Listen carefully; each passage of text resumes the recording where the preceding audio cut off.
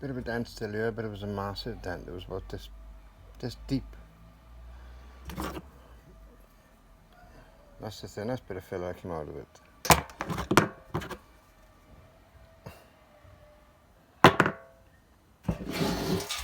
A little bit more, but it's difficult. Well, there's damage.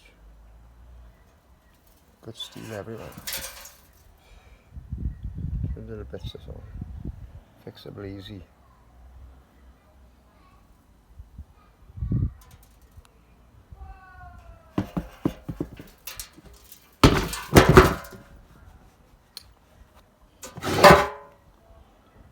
Thing is, option B is 250 frickin' quid for a DT tank, which isn't even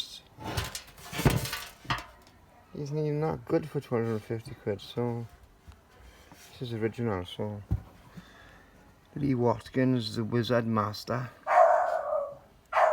the Wizard of Weld.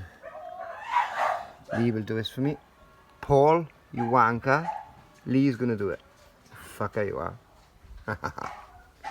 Anyway, one DT tank.